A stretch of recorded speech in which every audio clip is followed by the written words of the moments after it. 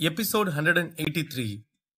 வேங்கையின் உதயனுக்கு பயத்தை காட்டிவிட்டு அவனுக்கு அருகில் நின்று கொண்டிருப்பதை பார்த்து சோமன் சந்தோஷத்தில் உதயனுக்கு எதிராக கத்தினான். அதை கேட்டு அங்கிருந்து அரசபுரத்து முக்கிய பொறுப்பில் இருப்பவர்கள் அனைவரும் சோமனை கோபத்துடன் பார்த்து கொண்டிருந்தார்கள். அதை பார்த்த சோமன், ஆஹா, என்ன மகிழன் சொன்ன மாதிரி எல்லாரும் நம்மளையே இப்படி குறு குறுன்னு பார்த்து முறைச்சுக்கிட்டு இருக்காங்க, ஒருவேளை எல்லாரும் சேர்ந்து அடிச்சு பறக்க விட்டுருவாங்களோ என்று நினைத்தான். அப்போது இளங்கவன் சோமனை பார்த்து, டேய், நீ இப்ப என்ன சொன்ன என்று கேட்டார். சோமனுக்கு என்ன சொல்லி சமாளிப்பது என்று தெரியாமல் பயந்து கொண்டிருந்தான். அப்போது மகிழன் அவனது இடத்திலிருந்து எழுந்து, ஐயா, இவன் நம்ம உதயன் கிட்ட அந்த மொட்டத்தலையன் பக்கத்துலதான் இருக்கான், எட்டி உதடான்னு சொன்னாயா என்று கூறிவிட்டு சோமனை பார்த்து, டேய், நீ எதுக்கும் பயப்படாத, ஈடுமன் வம்சமோ அரசபுரமும் நெருங்கிய நண்பர்கள், அதனால நீ என்னவா இருந்தாலும் பயப்படாம அவங்க கிட்ட சொல்லிரு, அதை கேட்டு அவங்களும் சந்தோஷம் தாண்டா படுவாங்க என்று கூறினான். அதை கேட்டதும் தான் அரசபுரத்து முக்கியமானவர்களான விஜயன், இளங்கோவன் மற்றும் அனைத்து பெரும்பான்மையினர் முகமும் சாதாரணமாக மாறியது. அதை பார்த்த சோமன், ஆத்தாடி, மகிழ மட்டும் நம்மளை இப்ப காப்பாத்தலனா நம்ம பொழப்பு சிரிப்பா சிரிச்சிருக்கும் என்று நினைத்தான்.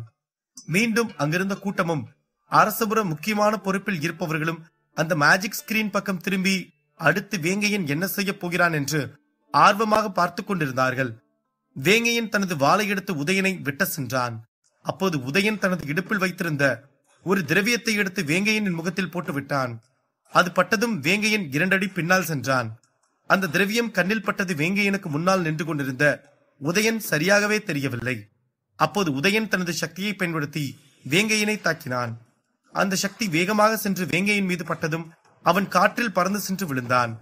அவன் வாயில் இருந்து இரத்தமாக வந்தது. அதை பார்த்த உதயன் வேகமாக மேலே பறந்து சென்று வேங்கையனுக்கு முன்பு நின்றான். என்னடா அப்படி இப்படின்னு வசனம் பேசினா, இப்ப இப்படி வாயில ரத்தம் வர விழுந்து கிடக்குற என்று கிண்டலாக கேட்டுவிட்டு தனது காலை ஓங்கி வேங்கையனின் நெஞ்சில் மிதித்தான். வேங்கையின் வாயிலிருந்து ரத்தம் வந்தது. அதை பார்த்த யுகன் வம்சத்து வீரர்கள் சந்தோஷமாக உணர்ந்தார்கள். அதே போல அந்த காட்சியை பார்க்கும் போது விஜயன் மற்றும் இளங்கோவனுக்கும் மிகவும் சந்தோஷமாக இருந்தது. அதை பார்த்த தமிழ்ச்செல்வன் எந்த ஒரு உணர்ச்சியும் வெளிப்படுத்தாமல் பார்த்து கொண்டிருந்தார். ஆனால் அவரது ஆதரவாளர்கள் அனைவரும் திகைத்து போய் பார்த்து கொண்டிருந்தார்கள்.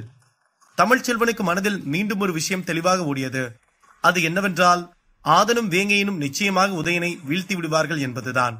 ஆனால் தமிழ்ச்செல்வனுக்கு ஆதன் பெயரும் தெரியாது, வேங்கையனின் பெயரும் தெரியாது என்பது குறிப்பிடத்தக்கது. அப்போது யுகன் வம்சத்து வீரன் உதயனை பார்த்து, அண்ணா, அவனை விடாதீங்க, அப்படியே அடிச்சு கொள்ளுங்க, அப்போதான் எனக்கு முழு திருப்தியா இருக்கும் என்று கத்தினான். உதயன் வேங்கையனின் நெஞ்சில் ஏறி நின்று கொண்டிருப்பதை பார்த்த ஆதனுக்கு கோபம் எல்லை மீறியது. அவனது உடம்பிலிருந்து ஒரு சக்தி வாய்ந்த ஆற்றல் வெளியேற தயாரானது. இதுக்கு மேல வேங்கையனால எதுவும் பண்ண முடியாது, இனி நம்ம களத்துல இறங்கினாதான் சரியா இருக்கும், இல்லனா அவன் வேங்கையனை கொன்னாலும் கொன்றுவான் என்று நினைத்தான் ஆதன். மறுபக்கம் அங்கிருந்த விஜயன், இந்த மொட்டத்தலையை மட்டும் செத்துட்டான்னா அதுக்கப்புறம் இந்த வாரியர் லெவல் போடிய ஒன்னும் அவ்வளவு பெரிய ஆள் இல்ல, அவங்க 2 பேரும் செத்ததும் இங்க இருக்க தமிழ்ச்செல்வனை வச்சு செய்யறதுல அவ இந்த நாடு வேணா ராஜ்யமும் வேணான்னு ஓட போறான் என்று நினைத்து தனக்குள் வஞ்சகமாக சிரித்தார். அங்கிருந்த விஜயன் மட்டுமல்ல, அனைவரும் நினைத்தது ஒன்றுதான், அது வேங்கையன் இறந்து போக போகிறான் என்பதுதான். ஆனால் தமிழ்ச்செல்வன் மற்றும் சோமன் மட்டும்தான் வேங்கையனின் உயிர் போகாது என்று நம்பிக்கையோடு இருந்தார்கள். ஏனென்றால் சோமனுக்கு ஆதன் மீது முழு நம்பிக்கை இருந்தது. ஆதன் அவனை நம்பி வந்தவர்களை ஒருபோதும் கைவிட மாட்டான்.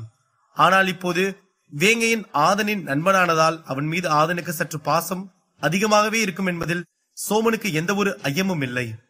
இருப்பினும் அவன் எப்படி வேங்கையனை காப்பாற்றப் போகிறான் என்பதுதான் சோமனின் சிந்தனையில் இருந்தது. மறுபக்கம் தமிழ்ச்செல்வனின் மனதில் வேங்கையனும் தப்பிப்பான், அத்துடன் ஆதனும் தப்பிப்பான், இறுதியில் தோல்வியை தழுவப் போவது உதயன்தான் என்று அவரது உள்மனதில் தோன்றிக் கொண்டே இருந்தது. அப்போது ஆதன் தனது இடத்திலிருந்து பறந்து வந்து உதயன் முன்பு நின்றுவிட்டு, அவன் நெஞ்சிலிருந்து காலடா என்று கோபத்தில் கூறினான். அதை கேட்டதும் உதயன் சத்தமிட்டு சிரித்துவிட்டு, என்னடா டேய், நீ ஒரு வாரியர் லெவல் ஆளு, நீ எனக்கு உத்தரவு போடுறியா?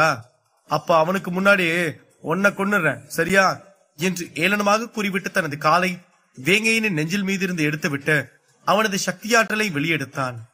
உதயன் தனது சக்தியை எடுத்து ஆதனை தாக்கினான். அப்போது ஆதன் அவனது சக்தியை எடுத்து உதயனின் சக்தியை உடைத்தெறிந்து விட்டு ஆதன் அவனது சக்தியை உதயனின் காலில் தாக்கினான்.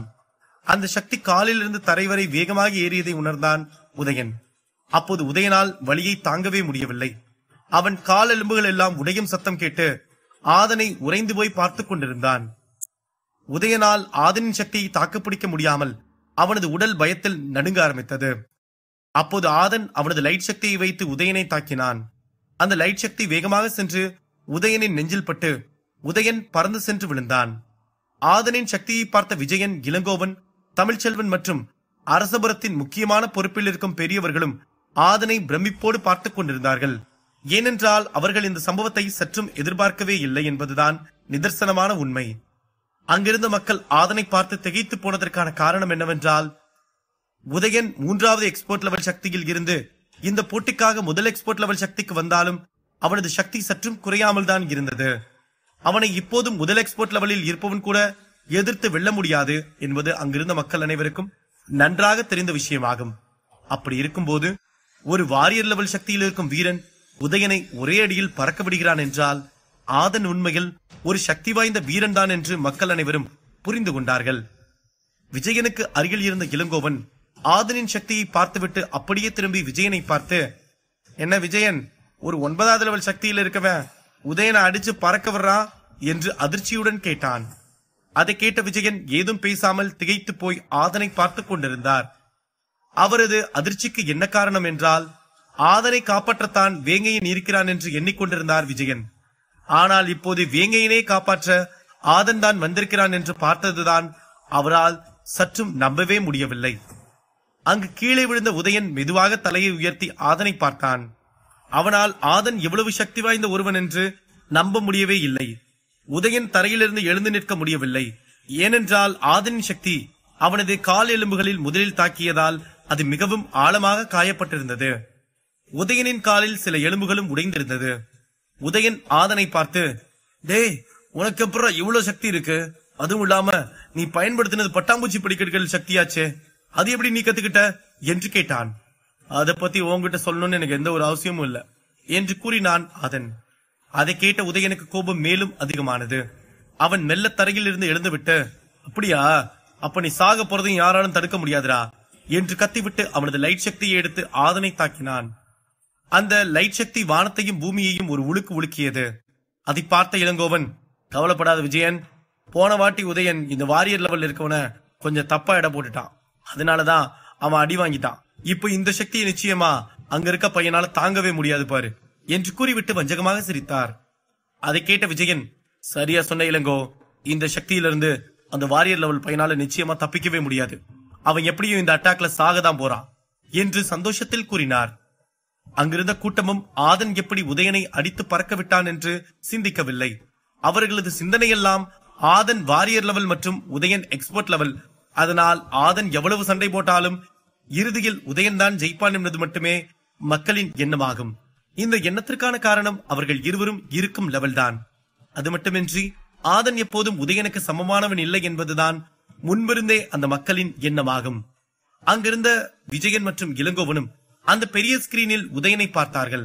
அதன் பிறகு அப்படியே திரும்பி தமிழ்ச்செல்வனை கோபமாக பார்த்தார்கள். ஏனென்றால் ஆதனும் வேங்கையனும் இறந்து விட்டால் விஜயன் தமிழ்ச்செல்வனை பேசிக் கொன்று விடுவார். அந்த அளவுக்கு கோபத்துடன் இருந்தார் விஜயன். உதயன் தனது இடத்தில் இருந்து தட்டுத்தடுமாறி எழுந்து நின்றுவிட்டு ஆதனை பார்த்து, உனக்கு எவ்வளவு தைரியம் இருந்தா நீ என்னைய அடிச்சு கீழே விழுக வச்சிருக்க, நான் முதல்ல தாக்குன அட்டாக்க நீ உடைச்சிட்ட, முடிஞ்சா இந்த அட்டாக்க தாக்குப்பிடுறா பார்க்கலாம் என்று சவால் விட்டுவிட்டு தனது முழு சக்தியையும் ஒன்று திரட்டி அதை லைட் சக்தியாக மாற்றி ஆதனை நோக்கி தாக்கினான். அந்த சக்தியை பார்த்த ஆதன் ஏதும் செய்யாமல் அப்படியே பார்த்தவாறு நின்று கொண்டிருந்தான். அங்கிருந்த மக்களும் ஆதனுக்கு என்னவாக போகிறது என்று கண்ணிமைக்காமல் பார்த்து கொண்டிருந்தார்கள். அந்த சக்தி வந்து ஆதனின் நெஞ்சில் அடித்ததும் அதிலிருந்து ஒரு சின்ன சத்தம் மட்டும் வந்தது. ஆனால் அது சுவரில் அடித்து பந்து போல் ஆதனின் நெஞ்சில் பட்டதும் அங்கிருந்த வெற்றிடத்திற்கு சென்று விழுந்தது. ஆதன் ஒரு அடி கூட நகரவே இல்லை. அவன் அப்படியே ஒரு மலை போல நின்று கொண்டிருந்தான். அங்கிருந்த உதயன் ஆதனின் உடல் வலிமையை பார்த்து திகைத்து போனான். ஏனென்றால் அவன் சக்தி எவ்வளவு வலிமையானது என்று உதயனுக்கு நன்றாக தெரியும். அப்படி இருக்கும்போது ஆதனின் வலிமை உதயனை ஆச்சரியத்தில் ஆழ்த்தியது மட்டுமல்லாமல் அங்கிருந்த மக்களையும் பேரதிர்ச்சியில் உணர வைத்தது. இது இது எப்படி சாத்தியமாச்சு, இப்படி நடக்க வாய்ப்பே இல்லையே என்று கூறினான் உதயன். ஆதனின் உடல் பலம் மற்றவர்களை விட அதிகம்தான்.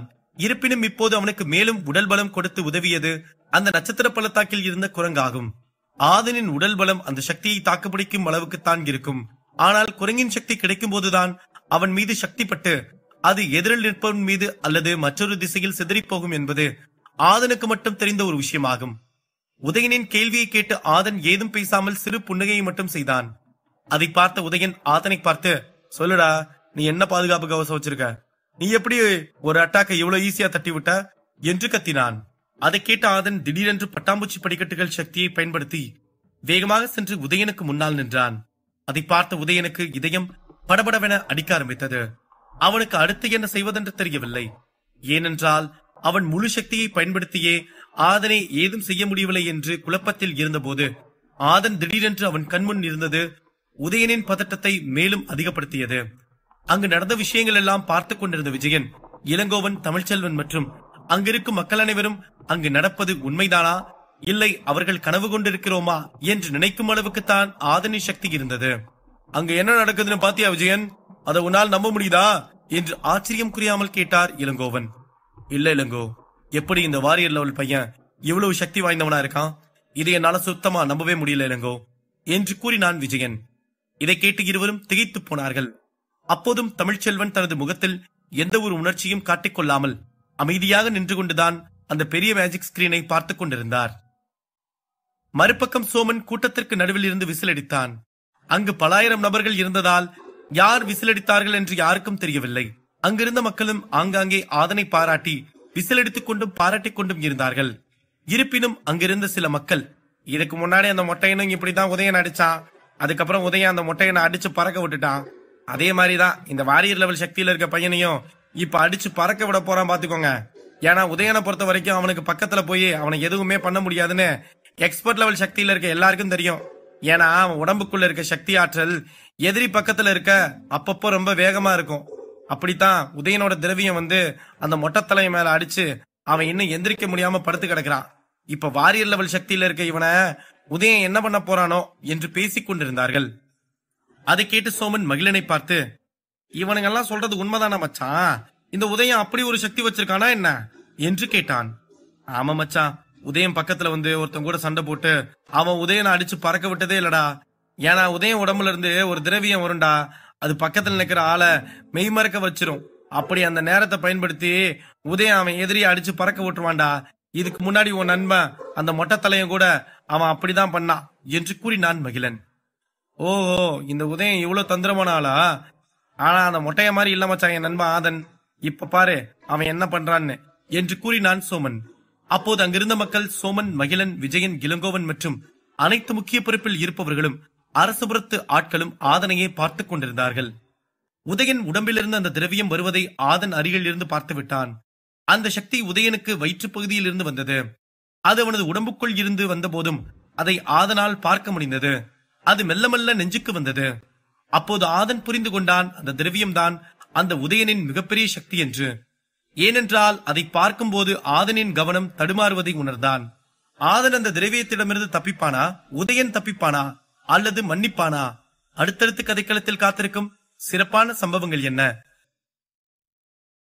எபிசோட் 184. அந்த திரவியத்தை பற்றி அரசபுரத்தில் இருந்த முக்கால்வாசி எக்ஸ்பர்ட்களுக்கு நன்றாக தெரியும். ஆதனும் அந்த திரவியத்தை வைத்துத்தான் வேங்கையனை அடித்து பறக்க விட்டான் என்று புரிந்து கொண்டான். ஆதன் அந்த நட்சத்திர பள்ளத்தாக்கில் தியானம் இருந்தது உடல் மற்றும் மனதின் வலிமைக்கும் கவனத்திற்கும் தான். அந்த தியானத்தின் உதவிதான் இன்று அந்த திரவியத்தை ஆதன் எந்த ஒரு கவனச்சிதறலும் இல்லாமல் பார்க்க முடிந்தது. அந்த திரவியம் நெஞ்சில் இருந்து தொண்டைக்கு வந்த போது, இதுக்கு மேல இதை வெளியே வரவிட்டாதான பிரச்சனையாகும், இதுக்கு இங்கேயே ஒரு முடிவு கட்டுவோம் என்று நினைத்த ஆதன் தனது கையை குரங்கு சக்தியோடு வலிமையானதாக மாற்றி ஒரு கையில் உதயன் கழுத்தை பிடித்தான். ஆதன் உதயனின் கழுத்தை பிடித்ததும் அந்த திரவியம் வெளியே வர முடியாமலும் உள்ளே செல்ல முடியாமலும் தத்தளித்துக் கொண்டிருந்தது. அப்போது ஆதன் உதயனை அப்படியே மேலே தூக்கினான். உதயனால் எதுவும் செய்ய முடியவில்லை. கையை வைத்து ஆதனை பிடிக்க முயற்சி செய்தான். இருப்பினும் அவனால் பிடிக்க முடியவில்லை. அதுவும் இல்லாமல் அவனால் அவனது காலை வைத்து ஆதனை உதைக்கவும் முடியவில்லை. காரணம், இதற்கு முன்பு ஆதனின் சக்தியில் அவனது கால் எலும்புகள் உடைந்திருந்தது. அதை பார்த்த அங்கிருந்த மக்கள் அனைவரும் திகைத்து போய் ஆதனை பார்த்துக் கொண்டிருந்தார்கள். இவன் உண்மையாலுமே 9வது வாரியர் லெவல் சக்தியில தான் இருக்கானா? அவனோட பிரசன்ஸ் ஆஃப் மைண்ட் ஒரு மாஸ்டர் லெவல்ல இருக்க அளவுக்கு இருக்கு. இத நான் ஏன் சொல்றேன்னா, அவன் மட்டும் கழுத்தை பிடிக்காம இருந்திருந்தா அங்க விழுந்து கிடக்கிற மொட்டை தலைய மாதிரிதான் இவனும் விழுந்திருப்பான். ஆனா இவன் கழுத்தை பிடிச்சது இல்லாம அப்படியே அவனை மேல தூக்கியிருக்கான். அப்ப அடுத்து உதயனுக்கு ஒரு பெரிய அடி காத்துக்கிட்டு இருக்கு என்று கூட்டத்தில் இருந்த ஒரு எக்ஸ்பர்ட் கூறினான். அதை கேட்ட அங்கிருந்த மக்கள் அனைவரும் அந்த எக்ஸ்பர்ட் சொல்வது உண்மை என்பது போல தலையசைத்துக் கொண்டிருந்தார்கள்.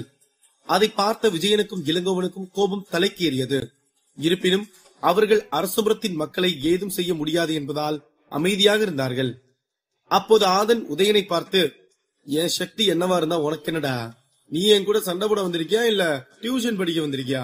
சும்மா கேள்வியா கேட்டுக்கிட்டு இருக்க என்று கோபமாக கேட்டுவிட்டு ஆதன் தனது மறுக்கையில் இருக்கும் குரங்கு குத்து சக்தியை வைத்து அவனது வயிற்றிலேயே குத்தினான்.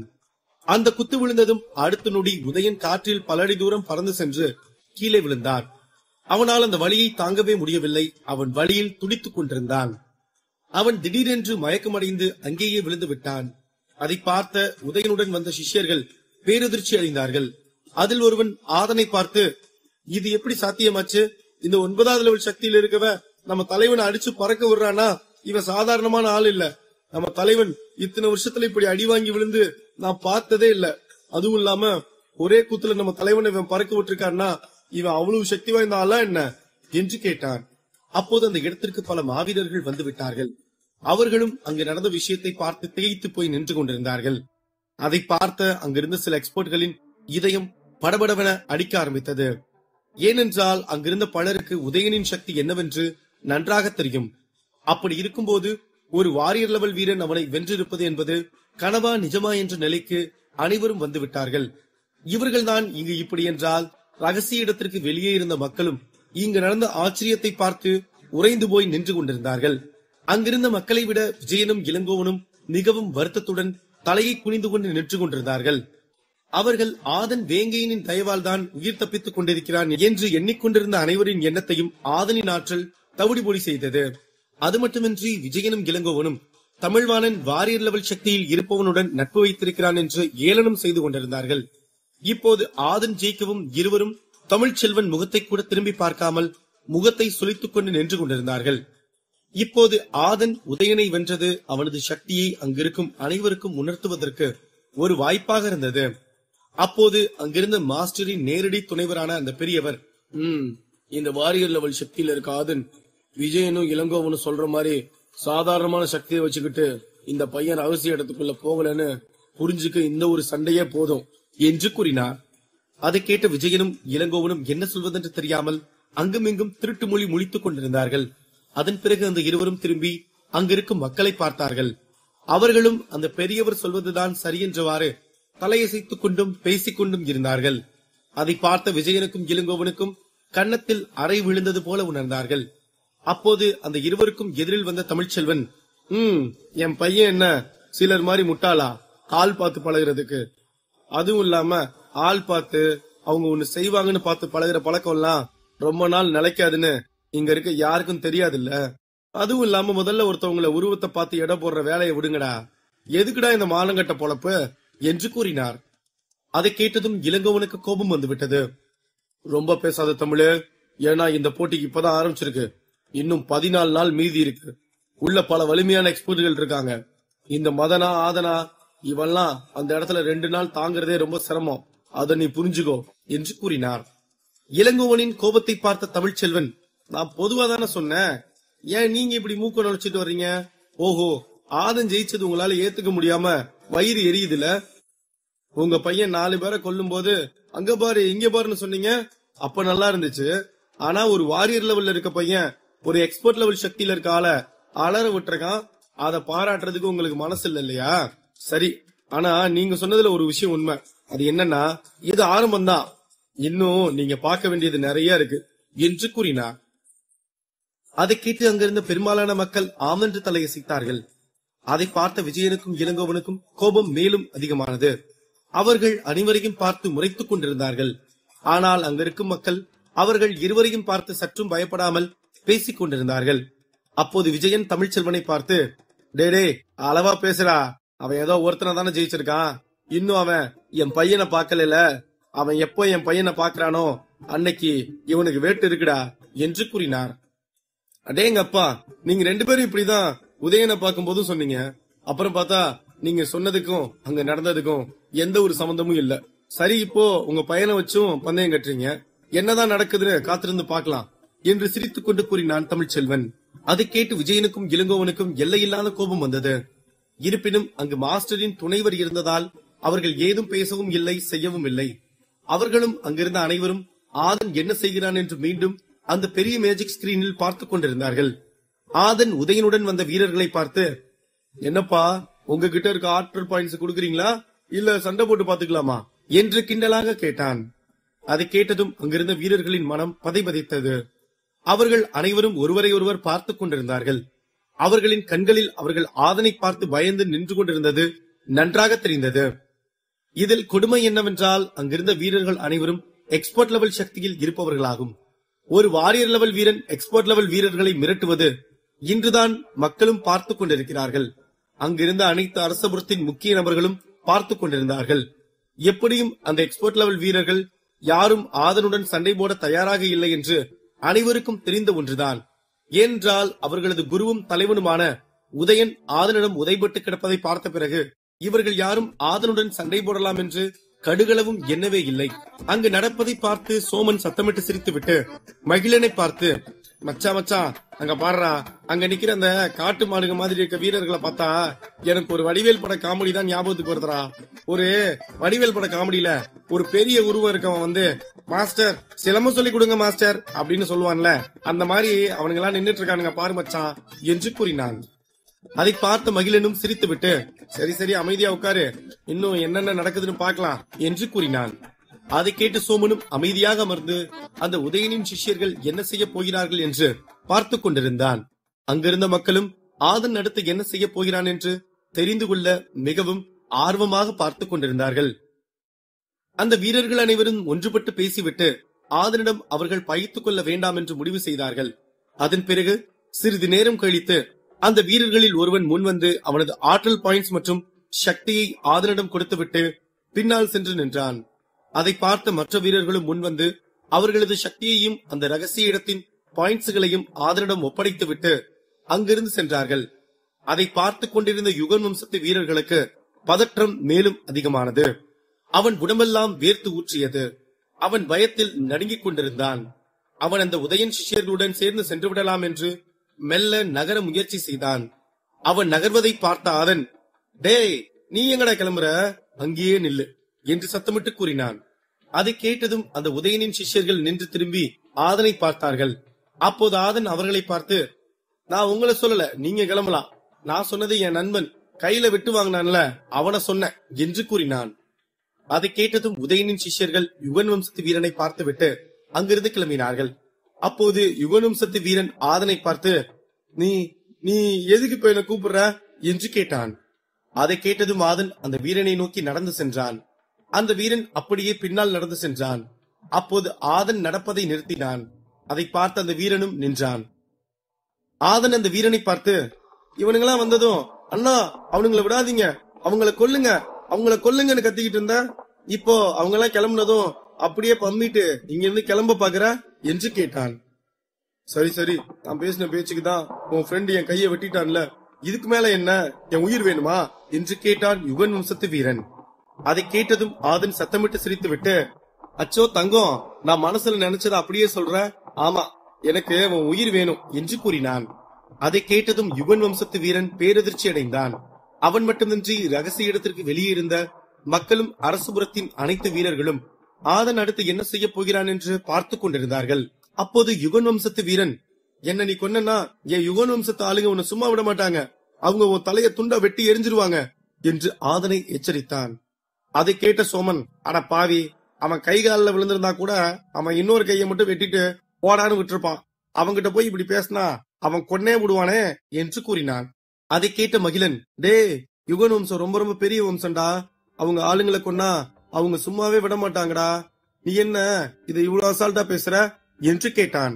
மறுபக்கம் ஆதன் சத்தமிட்டு சிரித்து விட்டு, என்னடா தம்பி பயமுறுத்துறியா, இதுக்கெல்லாம் நான் பயந்துருவேன் நினைக்கிறியா நீ என்று கோபமாக கேட்டான்.